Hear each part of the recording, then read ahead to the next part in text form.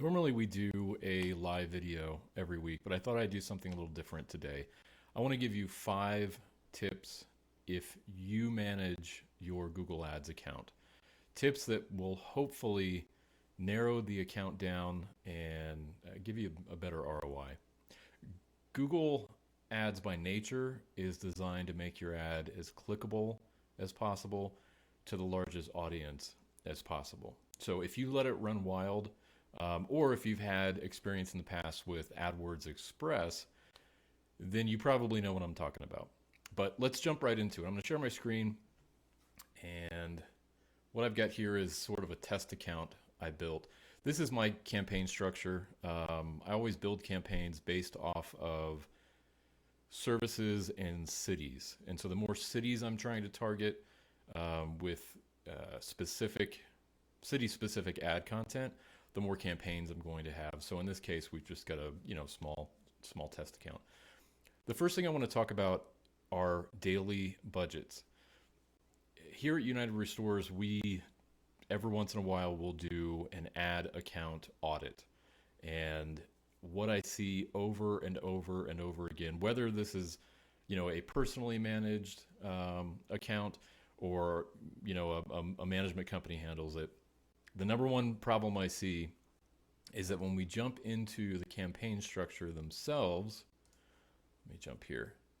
I'll see this daily budget at $25 or $50, and that's just not reasonable. In the disaster restoration business, clicks are going to cost you minimum $50 a click, and that's for a good click. Now, I'm not talking position 6 or 7 on page 1. I'm talking position 1 or 2. That's about as cheap as you're going to get a traditional emergency water damage click. So if my daily budget is set at $50, what that means is after one click, I'm offline for the rest of the day.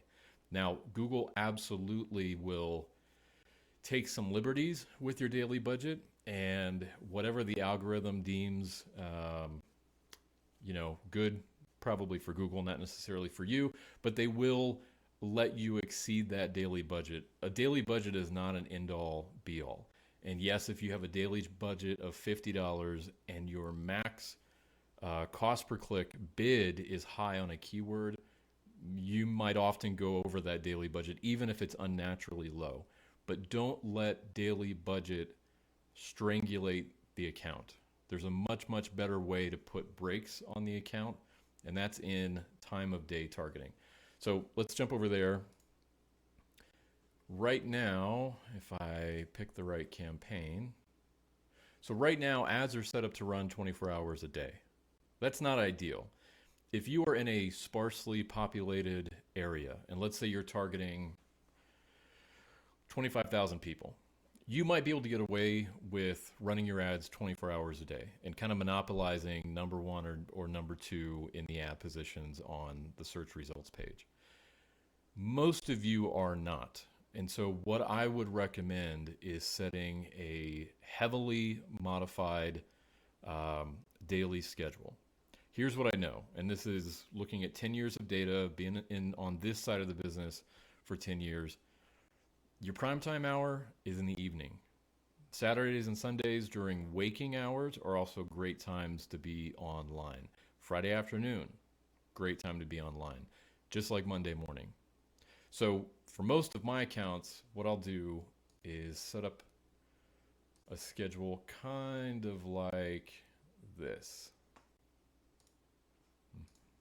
Hope you like my hold music.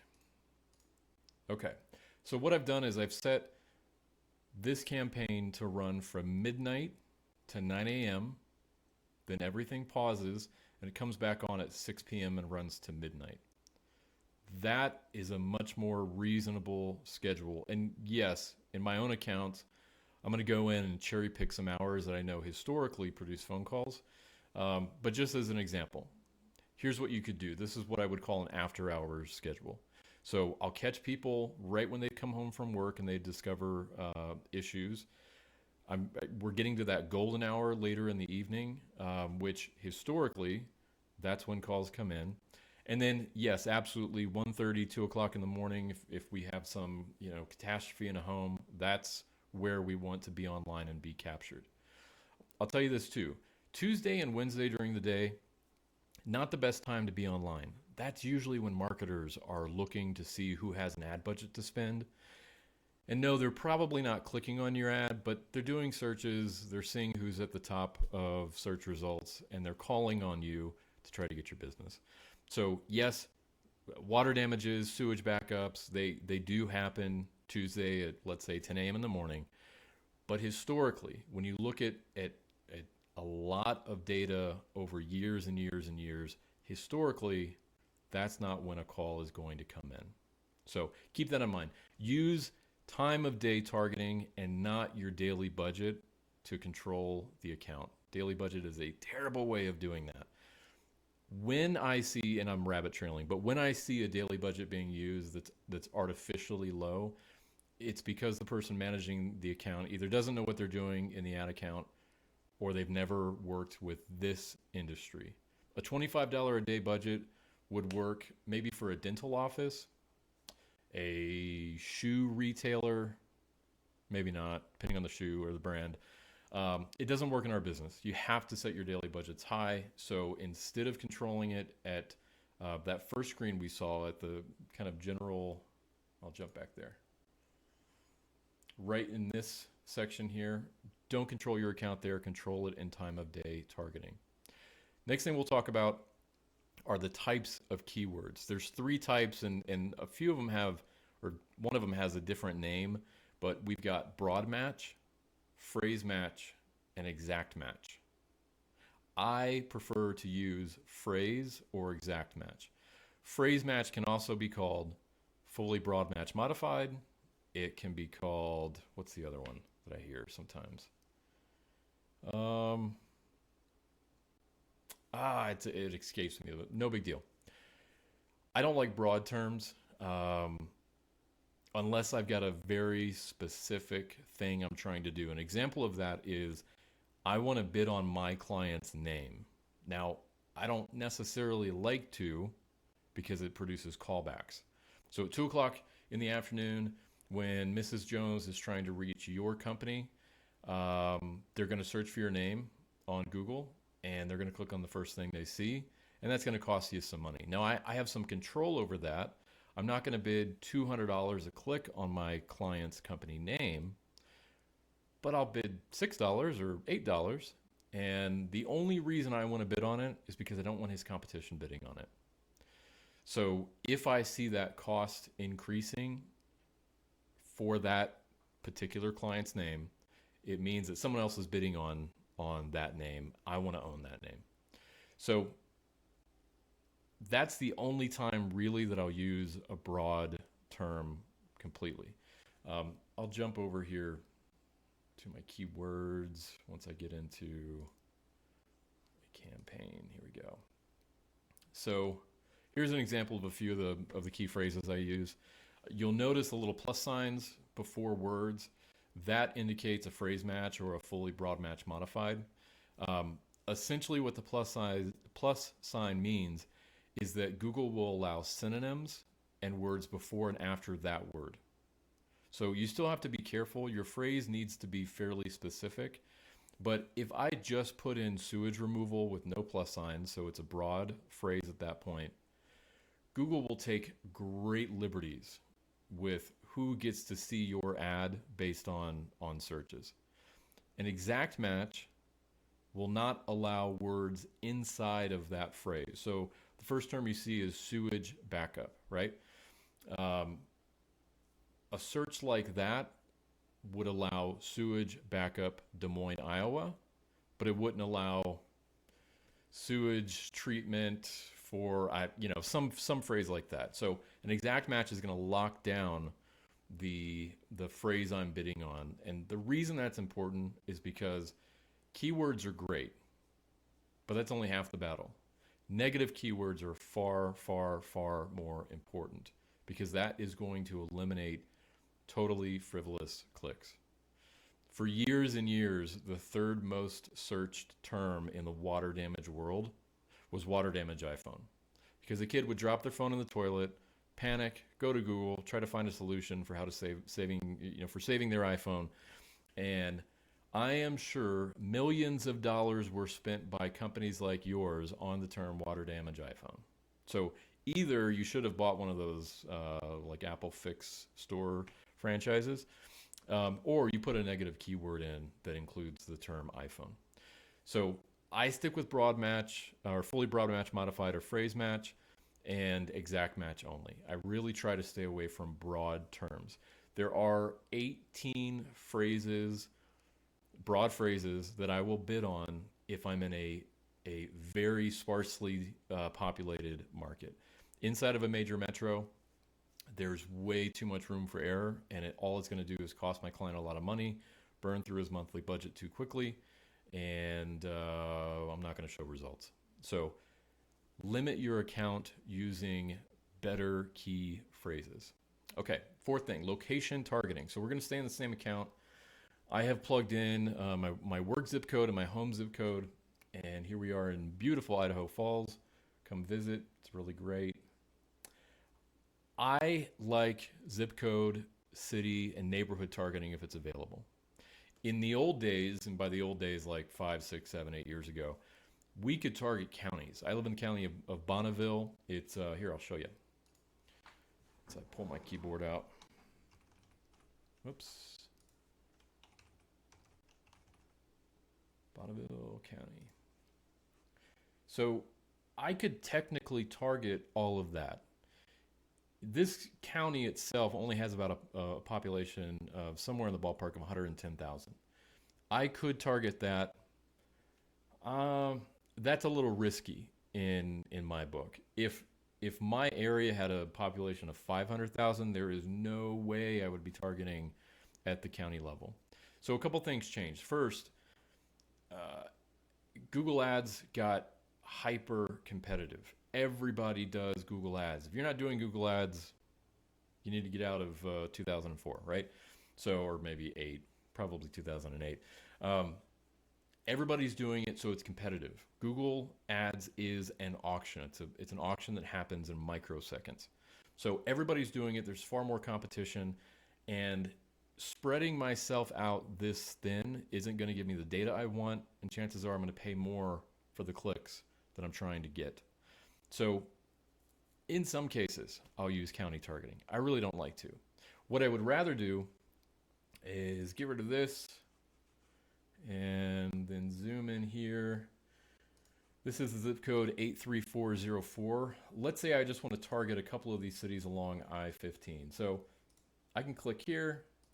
I can show postal codes because apparently Google's a Canadian company. Love you, Canada. And this will highlight postal codes around me or zip codes around me. So I can just pick and choose. And then I can also exclude zip codes. So when I get a prospect calling me, I will ask them, give me the best and brightest zip codes in your market. What I mean by that is I like zip codes that have a higher than average median home price. And I like zip codes where the data shows us they have a higher than average median income.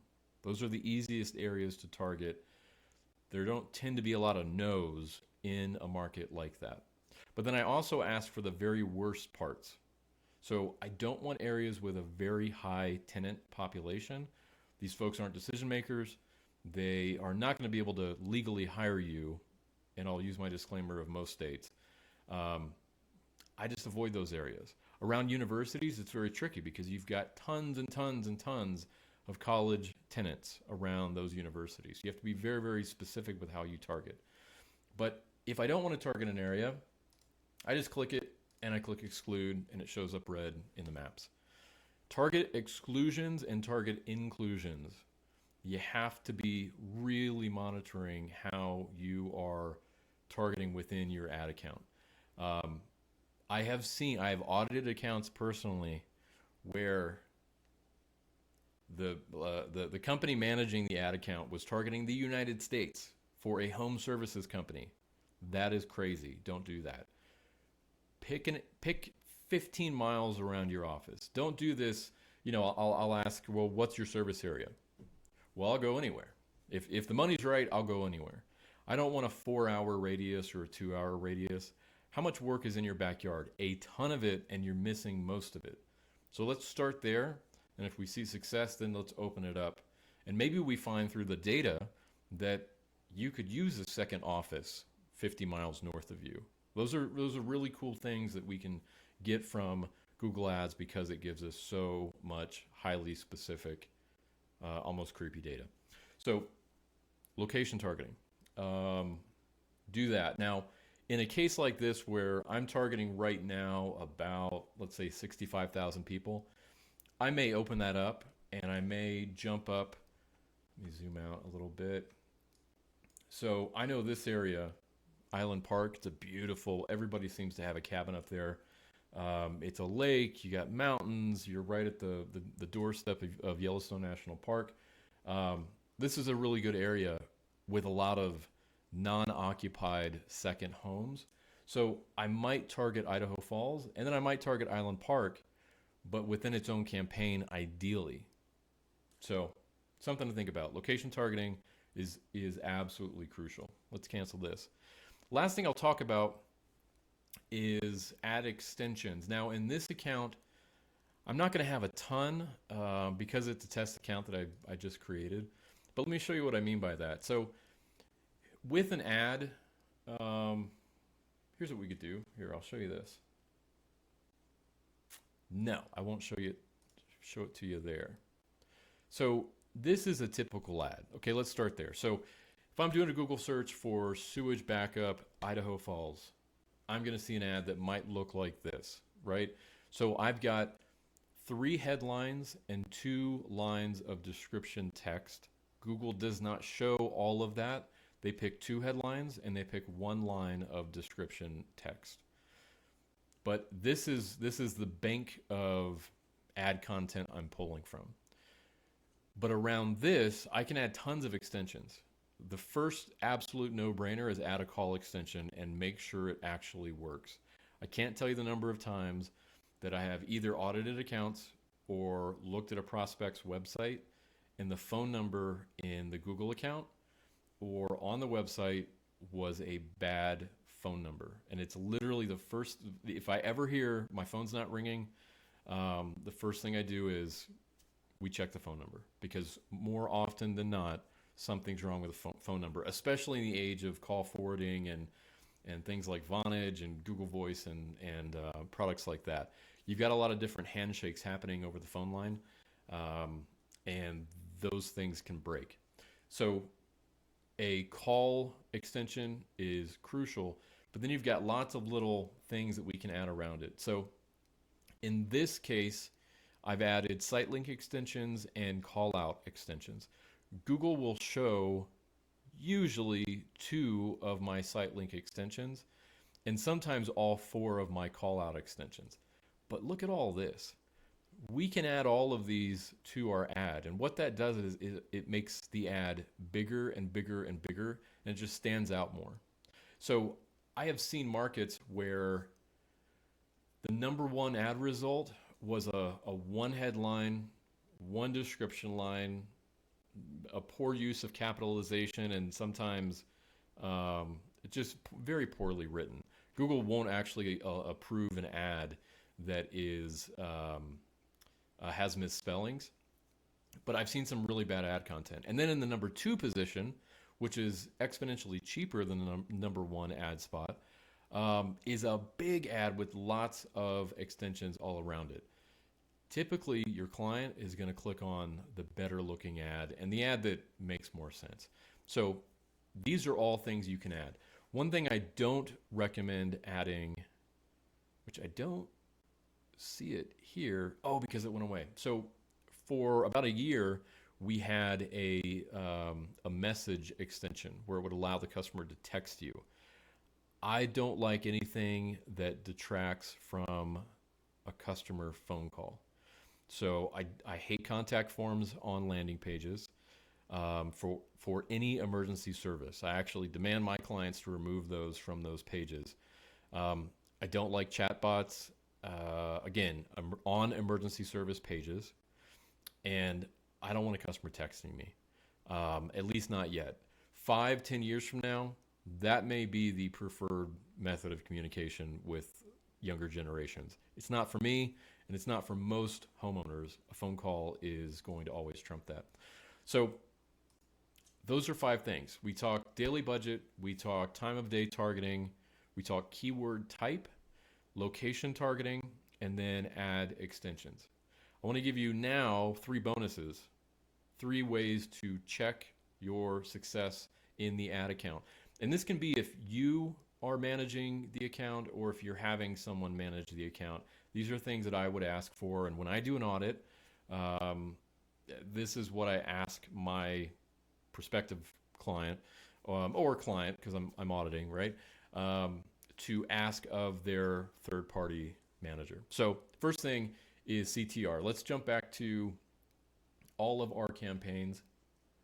CTR stands for click-through rate. It doesn't matter necessarily for you. What it is good for is whoever is whomever is managing that ad account. Click-through rate tells me if my ad content is relevant to the phrases I am bidding on.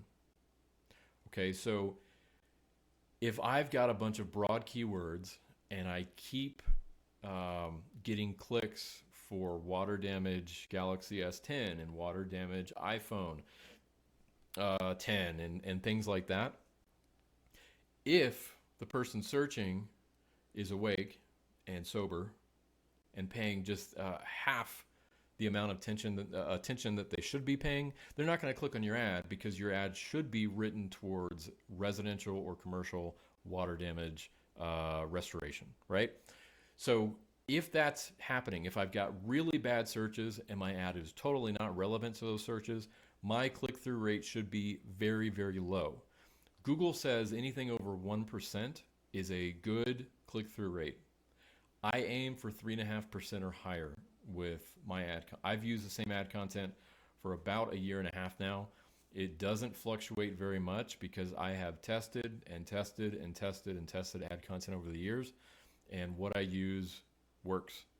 So very rarely, unless I've got a client coming to me from an industry that I know nothing about, that's the only time I'll do A/B testing with my ad content. So I will occasionally get a client who, well, let's see your ad content. Let's, oh no, it shouldn't say this, it should say that. If you've called me and you've hired me, I'm the person you're trusting to show an ROI. Let me do my job. Okay? CTR, if it's under 1%, you've got a problem. Something is wrong. And typically it points back to your keywords or key phrases being way, way too broad. You may also just have a clerical error where you've got an ad in one campaign that doesn't relate at all to those key phrases. If you've been paying attention, I break up my campaigns into ad groups, and those ad groups exist because of the key phrases I'm bidding that live inside of them. So inside of my fire damage ad group, I only have fire-related terms. Inside flood, etc. Even down to water extraction. There's no water damage type key phrases in my water extraction key ad group, and all of my ads reflect their ad groups. So with my water extraction ad group, I don't talk about water damage repair or water damage cleanup in a water extraction ad. I want the ad to speak to the way the person searched. Now, little side note, Google will do responsive text ads. They actually started doing it for Amazon years ago, and it did catch on. And just like Google will write ads for you, the AI will do all that for you. I don't recommend it. I have tried it in multiple accounts over the last couple of years. I think it's garbage, and I would not. I just don't trust AI to write good ad content, and I don't like responsive text ads. It's just sort of a personal preference of mine. Again, I have tested ad content over the years. I have found what works for this industry, And for now, I'm sticking with it. If I see my CTRs drop, that will be telling me, you need to modify this somewhat. Now, one thing I'll say about the ad content I use, language is different in different parts of the country. I don't use flood-related keywords or ads around the Gulf Coast. In Louisiana, people don't have floods in their kitchens. Why? Because they've lived through floods and they know what a flood is. In upstate New York, you might have your kitchen flood, but an inch and a half of water in your kitchen or a quarter inch of water in your kitchen in New York, while it's a flood, is not a flood in Louisiana. So if I'm using flood related words in a state that regularly sees catastrophic events, floods, etc., I'm very, very careful about what I'm bidding on because typically the clicks I'll get are actually people researching past floods and past cat events. So, little side note. Next, absolute, I want to get it right because it's got a really dumb name. Absolute top impression share. Let's go into our columns. Oh, I've got to be in the right campaign.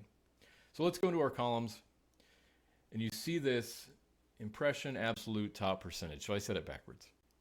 This column used to be called average position, and it was really, really cut and dry, black and white, and I liked it. If you were on average in the number one position, your ranking was a 1.0 or a 1.1 or a 1.2. Google took that away because over the years, Google has tried to make this portal more and more and more murky, because the murkier it is, the more likely you're going to be throwing money at it because you really don't understand it and you think money is a solution to the problem. It's not. Google does manipulate this to an extent, and yes, it makes them warehouses full of money. Impression absolute top percentage is essentially the average time you occupy the number one spot on search results. What I have noticed since this became standard October of 2019. So what I have noticed is this column really should be over 80%. I don't see it in the 90s very often. But here's what I'm going to say about this. If your percentage is in the 15s or the 20s, you're not doing yourself any favor. I have long advocated for being the number one result in the ad spots. Remember, on the search results page, you can show up about 7 times. So there's 4 spots at the top, usually 3 at the bottom. Yes, there's an ad in Maps if you have that activated. That's through a Google extension. The number 3 and 4, well, okay, so the data, I could point to an article Dan York did a couple of years ago now about, and this was a study that he had gotten from another website, but the percentage of people who click on 1 through 3, both in the ad section and organically, that's about 75% of all clicks on page 1. And don't even think about page 2 it's the Badlands as far as we're concerned. What I don't like about a click on position 3 or 4 is that it's typically a person who has already called several companies and they're price shopping. So they tend to be very low quality clicks. I like position 1 or 2 clicks. I really prefer position 1 clicks only. This is the person who has an emergency right now. They've pulled out their phone, they've talked to it, or they've typed in a search, and they click on the first thing they see. That is an ideal click in my book. Now, I've got clients who have incredible brand recognition, and they can afford to sit in the number 2 spot. Or I've got clients where the competition in their market is pretty lousy from an ad writing perspective, and they can sit in the number 2 spot. And their giant ad with tons of extensions and a call button and all this stuff completely overshadows the number 1 positioned ad. So look at this column. If you're under 50%, you have to make changes in your account. That tells me that you are most likely riding in that number 3, 4, or 5 or 6 spot. that is a waste of your money. The only time I would advocate just being somewhere on page one is if all we're trying to do is PR and brand awareness. If we are not trying to capture calls, I wouldn't recommend it at all. You have to watch this column and figure out where you are. The number one thing I see during audits, and auditing is a service we provide. Just contact us if you want me to take a look at your account. We can get it scheduled in. It's typically 2 sessions. And I'm not going to teach another company you've hired how to do their job. I won't do that. I did it for years. I don't do it any longer. But if you're managing your own account, I'll be happy to tell you everything I know. You're going to have to block out some time for us to do that. But typically what I'll do is look at the account. I usually, within the first few glances, know exactly what's wrong. Depending on how large the account is, it may take longer, and I may say, hey, cut 75% of this account, and let's work. Let's kind of start from scratch, and let me show you the best way to do it. But most often, I've got a client who is using another company, and they're just not seeing results. Here's the thing: if in your account you see that you're getting ad views, you're getting clicks, and then you can verify that with the location data, meaning the clicks aren't coming from Afghanistan, they're actually coming from the US, then the next thing I would have you do is look at your search term report. That's our next way of checking ourselves. I would have you look at that, and if all of that data looks legitimate, then you either have terrible positioning, and I would be able to tell that based on your cost per click. If you're paying $8 per click, then I know immediately to go look at your positioning column, your impression, absolute top percentage column, because that tells me you are way, way, way too low in the ads and probably on page 2. If we're still getting relevant clicks within our market and our position isn't bad, then that means your website's totally broken. Traffic should produce phone calls. I use the bicycle metaphor, the bicycle wheel metaphor. The hub is the website. All the spokes leading from the hub are different ways that people will find your website. That can be through ads, that can be through SEO or social media. The hub connects all those things together, but if the hub is broken, the entire wheel collapses. Your website has to be convincing. I can make you get found on Google. Companies like Stellar eMarketing can make you get found on Google. But if your website is not convincing, your phone will not ring. I've been saying the same thing for years. It's as simple as that. And you may have spent a fortune on a beautiful website that has zero conversion potential. So that's another video. Let's get into our last way of checking our success. So our search term report. If you have let's say you've hired a company like mine to manage this, and you're not getting very good results, or you're getting very, very poor quality phone calls, ask for a search term report, not a keyword report. I don't want to see what they're bidding on. I want to see what people are searching to find and click on your ad. We're not going to see any data in this search term report because it's a test account, but you would be amazed, or maybe not, at how many search term reports I've looked at where the terms shown in the report have absolutely nothing to do with our industry. This is just the product. It's not necessarily bad pay-per-click management, and it's certainly not, deceptive and hostile. It just means folks don't know our industry, and they don't know the verbiage. They don't know the right things to bid on, essentially. The search term report will show you exactly what the visitors to your website typed in to find you. And that means with misspellings, with odd spaces, word for word what they typed in. And what I've noticed over the years is that search is becoming far more, what's the word? I guess robust. People don't search with keywords anymore. They search with sentences. Why? Because our phones have taught us to talk to them.